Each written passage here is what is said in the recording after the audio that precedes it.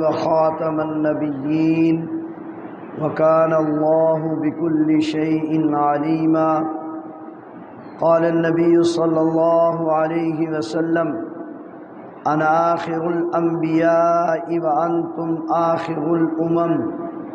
صدق الله وصدق رسوله النبي الكريم، ونحن على ذلك لمن الشاهدين والشاكرين، والحمد للہ رب العالمین. دروشی پڑھ لیجیے. اللہم صل علی محمد وعلی آل محمد کما صلیت علی ابراہیم وعلی آل ابراہیم انک حمید مجید. اللہم بارک علی محمد وعلی آل محمد کما بارکت علی ابراہیم وعلی آل ابراہیم انک حمید مجید. گرامی قدر معزز سامعین، گزشتہ جمعہ میں ایک مسئلہ بیان کیا گیا تھا کہ قادیانیوں کو غیر مسلم اقلیت ہماری پارلیمنٹ نے قرار دیا تو اس پر دنیائے مغرب کو کیا تکلیف ہے کہ دنیائے مغرب ہر دوسرے دن ہماری کسی حکومت کے پیچھے پڑ جاتی ہے اور اس بات کا مطالبہ کرتی ہے کہ یہ قانون ختم کیا جائے. تو گزشتہ جمعہ میں بڑی تفصیل سے اس کا جواب دیا گیا تھا کہ مرزا غلام قادیانی کو کھڑا کیوں کیا گیا، اس کے پیچھے کیا لاجک تھی. آج ایک اور عجیب و غریب سوال ہے کہ جب ہم کسی مجلس میں یہ بات بیان کرتے ہیں کہ قادیانیوں کے پیچھے ساری دنیا کی یہود و نصارہ کی طاقت ہے اور دنیا یہود و نصارہ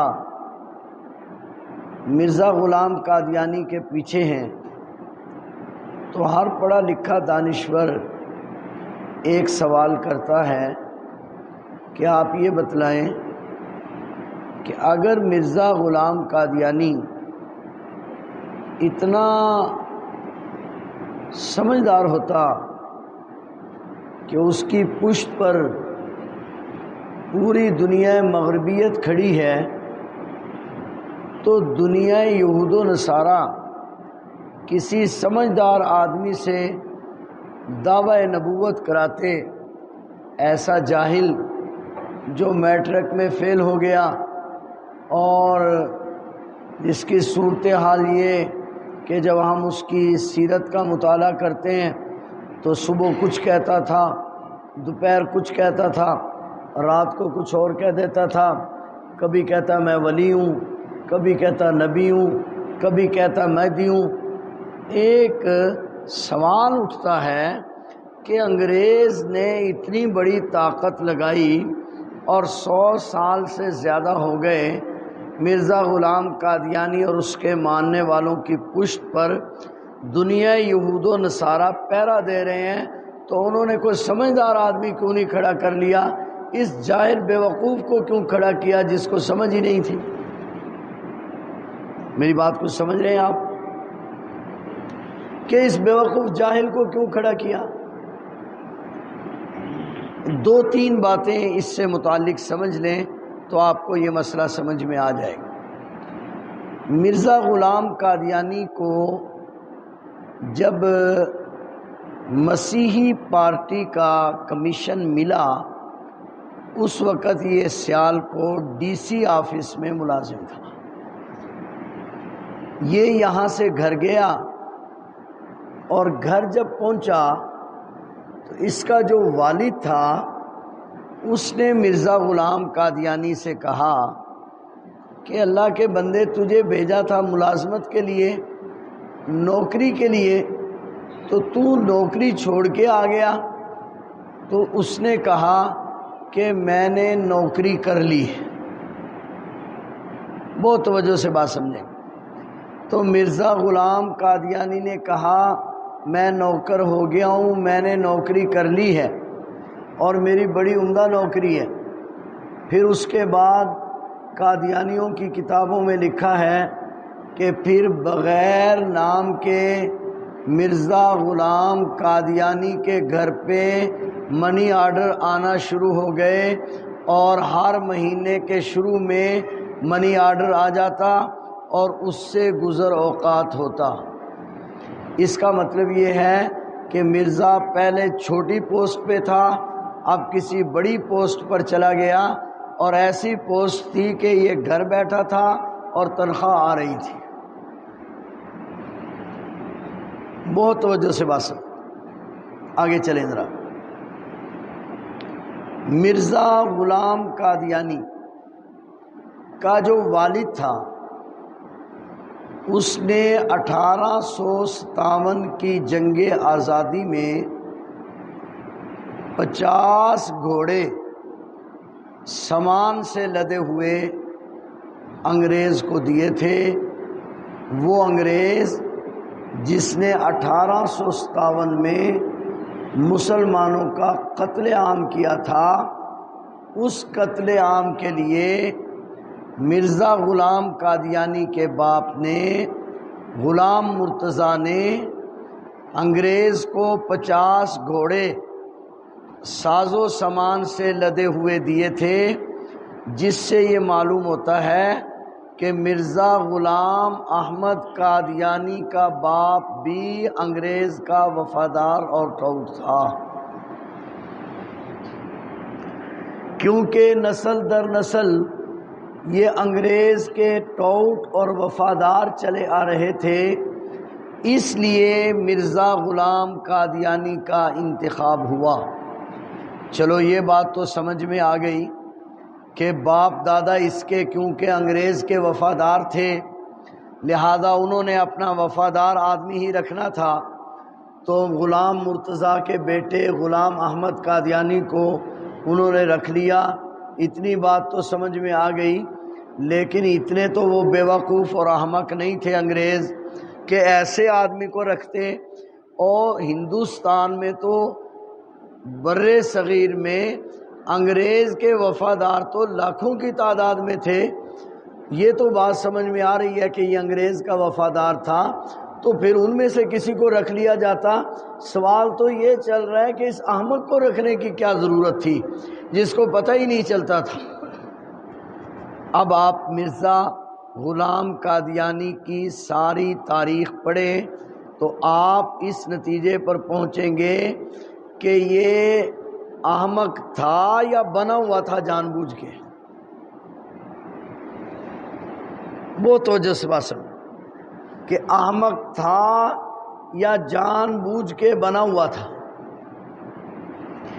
مرزائی لٹریچر میں یہ بات لکھی ہوئی ہے کہ میرا بھائی، میرا والد یہ ساری زندگی انگریز کے وفادار رہے، اور میں نے انگریزوں کی حمایت میں، سلطنت برطانیہ کی حمایت میں اتنا کچھ لکھا ہے کہ اگر اس کو جمع کر لیا جائے تو مرزا کہتا ہے کہ کئی الماریاں بن سکتی ہیں۔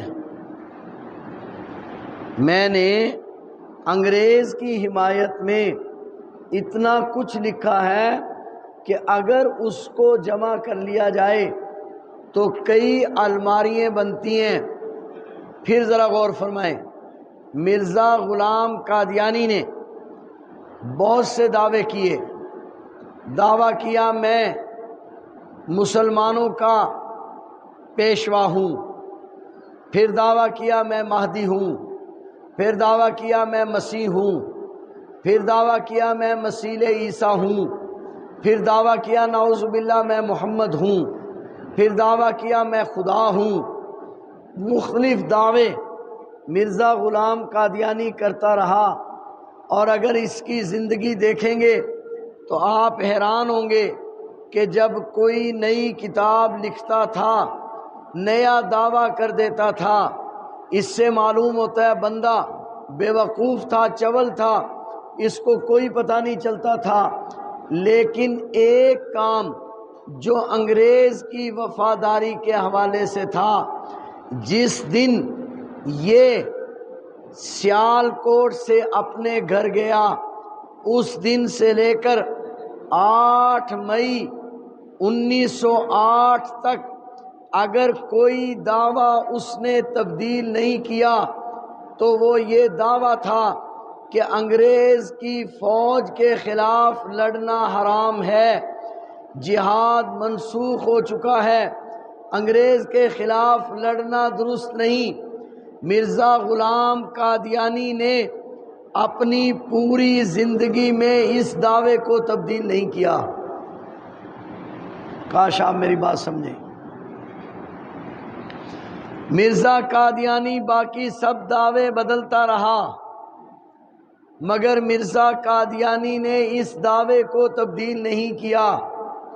صبح کہتا فلاں مسئلہ حلال ہے، شام کو کہتا حرام ہے، مگر پہلے دن سے اس کی زبان پر ایک ہی بات تھی کہ یہ انگلش حکومت انگلیشیہ، حکومت برطانیہ بر صغیر پر اللہ کی رحمت ہے۔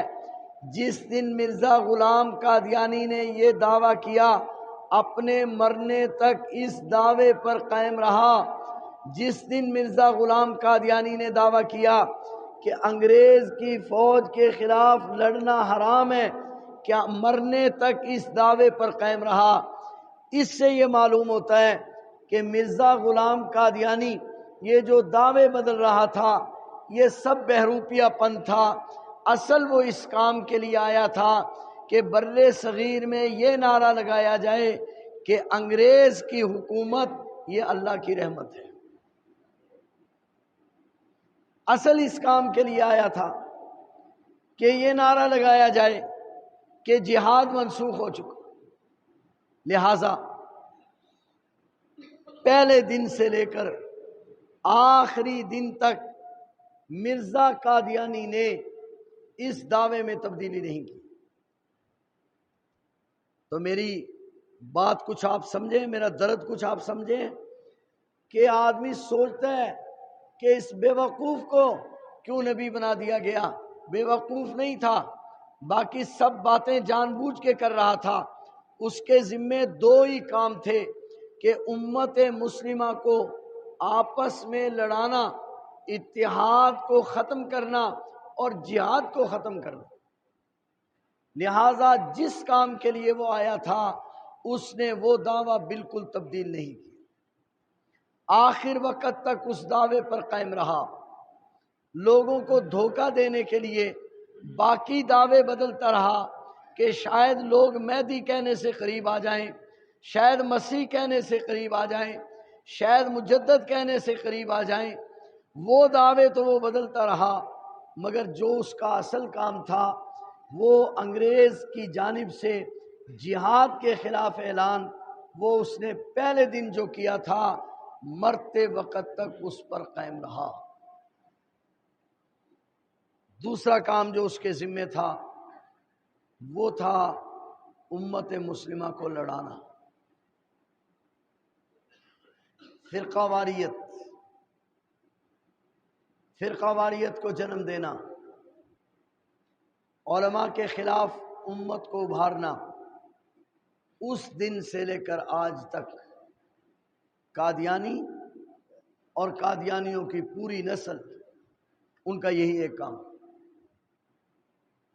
اور وہ اسی مشن پر کام کر رہے ہیں۔ اللہ تعالیٰ کا نظام یہ ہے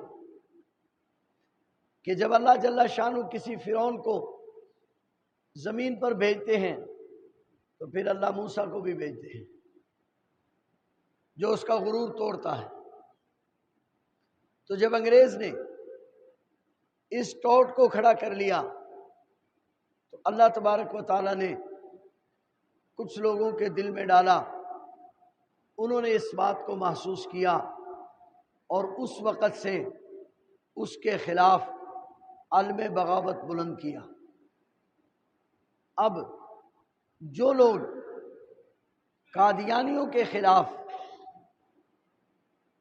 اس دن سے بات کر رہے تھے جس دن مرزا غلام قادیانی نے دعویٰ نبوت کیا، وہ مرزا قادیانی کے خلاف بات کر رہے تھے یا اس یہودی، اس عیسائی مشینری کے خلاف بات کر رہے تھے جو دین میں تبدیلی چاہتی ہے۔ اصل مرزا قادیانی کے خلاف بات نہیں ہو رہی تھی۔ مرزا قادیانی تو ایک مورا تھا، اصل تو اس کے پیچھے یہود و نصارہ تھے جو اس دن بھی دین اسلام میں تبدیلی چاہتے تھے، آج بھی دین اسلام میں تبدیلی چاہتے ہیں۔ اس دن بھی اس کے مختلف عنوانوں سے آ رہے تھے، آج بھی آ رہے ہیں۔ تو اصل اس امت میں اور یہود و نصارہ میں یہی فرق ہے، کاش کہ میں بات سمجھا سکوں۔ یہود و نصارہ کے علماء، ان کے راہبر، ان کے راہبین، انہوں نے حالات کے دباؤ میں آ کر، لالچ میں آ کر، حکومتوں سے گھبرا کر اپنے دین میں تبدیلی کی۔ قرآن خود اس تبدیلی کی نشاندہی کرتا ہے کہ یکتبون الکتاب بایدیہم ثم یقولون ھذا من عند اللہ، وہ کتاب اپنے ہاتھ سے لکھتے پھر اس کو کہتے کہ یہ اللہ کا کلام ہے۔ باوجود اس کے، بہت توجہ سے میری بات سمجھے، میرا درد سمجھے، ان کے پادری اپنی شریعت کو بدلتے رہے، بدلتے رہے، بدلتے رہے، حتیٰ کہ اتنی بدل دی کہ آج کسی عیسائی میں اتنی ہمت نہیں رہی کہ وہ یہ دعویٰ کر دے کہ میرے پاس اصل بائبل ہے۔ وہ یہ دعویٰ کرنے سے قاصر ہے۔ کسی یہودی میں اتنی ہمت نہیں رہی کہ وہ یہ دعویٰ کر دے کہ میرے پاس اصل تورات ہے، لیکن اس کے باوجود جن راہبین نے تورات، زبور، انجیل کو بدلا، کوئی عیسائی اپنے اس راہب کے خلاف نہیں بولتا، کوئی یہودی اپنے ان علماء یہود کے خلاف نہیں بولتا، لیکن پوری دنیا عیسائیت ہم سے یہ چاہتی ہے کہ ہم اپنے علماء کے خلاف بولیں، ہم فقہا کے خلاف بولیں، حتیٰ کہ ہم صحابہ کے خلاف بولیں، ہم اہل بیت کے خلاف بولیں، وہ اپنے علماء کے خلاف نہیں بولتے۔ کیوں؟ اس لیے کہ ان کے علماء کا مقام یہ ہے کہ جو جو بادشاہ کہتے گئے وہ تبدیلی کرتے گئے، اور یہاں کے ملا کی مصیبت یہ ہے کہ ہزار پریشر کے باوجود، ہزار لالچ کے باوجود وہ دین میں تبدیلی کا روادار نہیں، تبدیلی نہیں کرتے۔ اور یہ کوئی آج کی بات نہیں، پہلے دن سے یہی تنازع ہے۔ کتابوں میں لکھا ہے کہ امام بخاری رحمۃ اللہ علیہ نے جب بخاری شریف لکھوائی، امام بخاری کی شہرت ہو گئی، تو علاقے کا جو گورنر تھا اس نے کہا کہ آپ نے جو کتاب لکھی ہے وہ میرے گھر آ کے پڑھایا کرو، میرے بچے بھی وہ پڑھنا چاہتے ہیں۔ تو امام بخاری نے کہا کہ آپ کے بچوں نے اگر پڑھنی ہو تو درسگاہ میں آ جایا کریں، میں بخاری پڑھانے کے لیے کسی کے گھر نہیں جا سکتا۔ گورنر کو غصہ آ گیا، اس نے کہا چلو ایسا نہیں کر سکتے تو اتنا کرو کہ جب میرے بچے پڑھنے کے لیے آئیں اس وقت کوئی اور بچہ پڑھنے کے لیے نہ آئے۔ امام بخاری نے فرمایا میں یہ بھی نہیں کر سکتا، جس کی وجہ سے امام بخاری رحمۃ اللہ علیہ کو جلا وطن کر دیا۔ حتیٰ کہ ایک وقت امام بخاری پر اتنا سخت آ گیا کہ امام بخاری نے اللہ تعالیٰ سے دعا کی کہ یا اللہ تیری زمین اپنی وسعتوں کے باوجود مجھ پر تنگ ہو گئی ہے، اب مجھے دنیا سے اٹھا لے۔ مگر امام بخاری نے دین کی تذلیل گوارا نہیں کی۔ تو اس وقت سے لے کر آج تک جو بات میں کرنا چاہ رہا ہوں کہ یہود و نصارہ یہ سمجھتے ہیں کہ دین کو تبدیل کرنا ہے نبی نے، نیا نبی آئے گا تو دین تبدیل ہوگا ورنہ نہیں، اور نئی نبوت کو قوم چلنے نہیں دے رہے، لالچ دیں تب نہیں چلنے دیتی، ڈرائیں دھمکائیں تب نہیں چلنے دیتی۔ لہذا اب وہ یہود و نصارہ جب اپنے تمام ہتھ کنڈے استعمال کر چکے اور کسی صورت بھی اس دین میں تبدیلی نہیں لا سکے، تو اب انہوں نے یہ کیا کہ کبھی کسی جگہ پر قرآن کریم کا نسخہ جلانے لگ گئے، کبھی حضور علیہ الصلوۃ والسلام کی توہین کرنے لگ گئے، کبھی کسی نبی کی توہین کرنے لگ گئے کہ شاید اس طریقے سے بات بنتی ہو۔ لیکن میں یہ بات بھی پہلے کئی بار عرض کر چکا ہوں اور ہم نے ہر فورم پر یہ بات کہی ہے کہ یہ تمہاری بھول ہے۔ امت مسلمہ کا جو تعلق امام الانبیاء حضرت محمد الرسول اللہ صلی اللہ علیہ وسلم کے ساتھ ہے، دنیا کی کوئی طاقت اس تعلق کو ختم نہیں کر سکتی، نہ وہ آج تک ختم ہوا ہے اور نہ وہ ختم ہوگا۔ اور یہ تعلق ایسا عجیب ہے، حضور علیہ السلام سے امت کے دلوں میں جو محبت ہے وہ اس قدر ہے کہ اس کے لیے دلائل قائم کرنے کی ضرورت نہیں۔ کسی آدمی کو یہ اندازہ ہو جائے کہ فلاں آدمی میرے نبی کے خلاف ذہن رکھتا ہے، اس کو اس سے نفرت ہو جائے گی۔ وہ نماز پڑھتا ہے یا نہیں پڑھتا، وہ روزہ رکھتا ہے یا نہیں رکھتا، اور یہ لازم ہے، یاد رکھنا محبت رسول لازم ہے۔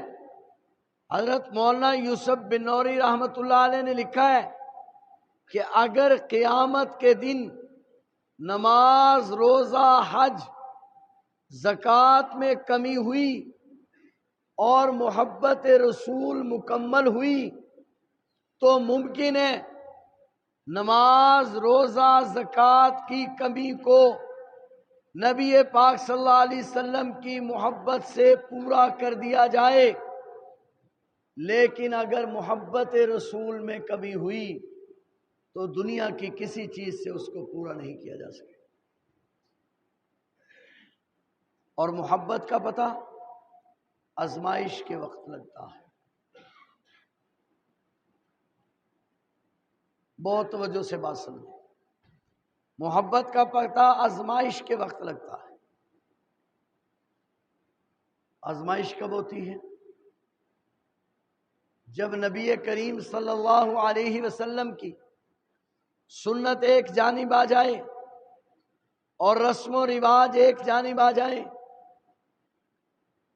ذرا غور فرمائیں، تو پھر ہم رسم و رواج کو ترجیح دیتے ہیں یا سنت رسول کو ترجیح دیتے ہیں؟ سچی بات تو یہ ہے کہ ہم اس وقت رسم و رواج کو ترجیح دیتے ہیں۔